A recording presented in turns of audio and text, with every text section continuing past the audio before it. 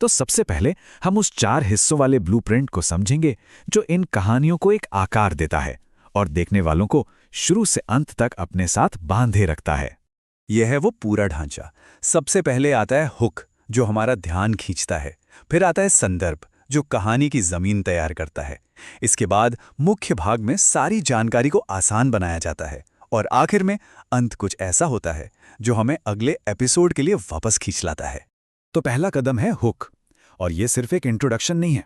जब होस्ट सीधे सीधे बताता है कि वो कौन है और आज हम क्या देखने वाले हैं, तो ये तुरंत एक भरोसा बनाता है। हमें पता चल जाता है कि हमारा समय बर्बाद नहीं होगा, हम सही जगह पर हैं।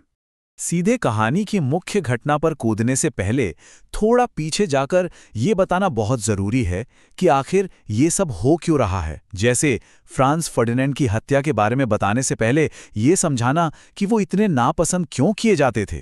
क्या से पहले क्यों का जवाब देना। और अब आता है कहानी का सबसे बड़ा हिस्सा। इसका काम है मुश्किल से मुश्किल जानकारी को आसान बनाना। ये बड़ी बड़ी जियोपॉलिटिकल बातों को छोटी छोटी कहानियों में बदल देता है, किरदारों के असली शब्दों का इस्तेमाल करता है, और हाँ, जब चीज़ें कंफ्यूजिंग होने लगती हैं तो होस्ट ये बात मानकर हमें यकीन दिलाता है कि हम इसे साथ में समझेंगे। और अंत ये सिर्फ कहानी को ख़त्म नहीं करता, बल्कि एक ऐसा सवाल या एक ऐसी अधूरी बात छोड़ जाता है जो हमारे दिमाग में घूमती रहती है। जरा इस लाइन को सुनिए, आगे चलकर उनके अपने साम्राज्य के लिए मौत का फरमान साबित होगा। ये हमें सोचने पर और अगले एपिसोड का इंतजार करने पर मजबूर कर देता है।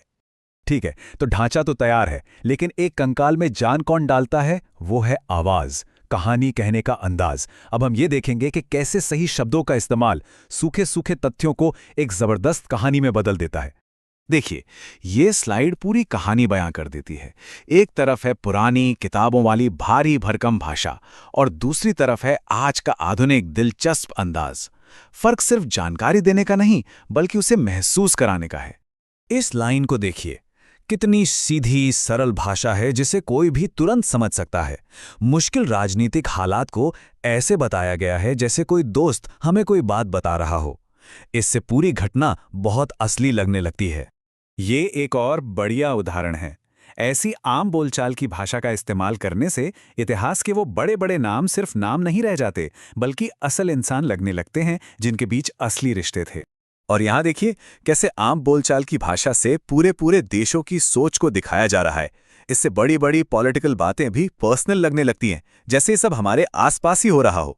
ये एक बहुत ही पावरफुल तकनीक है, दर्शकों से सीधा जुड़ाव। इसे चौथी दीवार तोड़ना भी कहते हैं, जहां कहानीकार पर्दे से बाहर निकलकर सीधे हमसे बात करने लगता है। इससे एक पर्सनल कनेक्शन बनता है। ऐसा महसूस होता है मानो ये बातचीत बस हमारे और कहानीकार के बीच हो रही है। जैसे जब होस्ट खुद कहता है, अब क्या ये बहुत जटिल लग रहा है? हाँ, ये है। तो ये एक तरह से भरोसा बनाने जैसा है। ये कहने जैसा है कि मुझे पता है ये मुश्किल है, पर चिंता मत करो, हम इसे एक साथ समझेंगे। और यहाँ आता है ड्रामेटिक आयरनी का कमाल।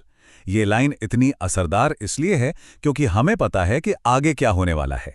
कहानीकार इस सच को हमारे सामने रखता है और इसका पूरा वजन हमें महसूस करने देता है। और फिर आती हैं वो छोटी छोटी अजीब बातें जो सच होती हैं। जैसे एक हत्या इसलिए कामयाब हो गई क्योंकि गाड़ी में रिवर्स गियर ही नहीं था। ये बातें हमें याद दिलाती हैं कि इतिहास सिर्फ तारीखों और लड़ाइयों की लिस्ट नहीं है, बल्कि इंसानी भूलों और अजीब इत्तेफाकों की एक कहानी है। तो हमने कहानी के ढांचे को समझा और उसकी आवाज को भी सुना। अब आखिरी और सबसे जरूरी सवाल, जब ये दोनों चीजें एक साथ मिलती हैं तो वो कौन सा जादू होता है जो हमें अपनी सीट से हिलने नहीं देता? तो कुल मिलाकर बात यह है, ढांचा हमें एक साफ रास्ता देता है जिससे भरोसा बनता है और चीजें आसानी से समझ आती हैं। और जो आवाज है, यानी कहानी कहने का अंदाज, वो उस सफर को मजेदार और यादगार बना देता है। और जब ये दोनों मिल जाते हैं तो एक ऐसा जुड़ाव बनता है जो बहुत गहरा होता है। तो अब सवाल ये उठता है, हमारे आसपास ऐसी कितनी ही जटिल कहानियां हैं जो बस एक सही कहानीकार का इंतजार कर रही हैं। इस फॉर्मूले के साथ अगली यादगार कहानी कोई भी सुना सकता है।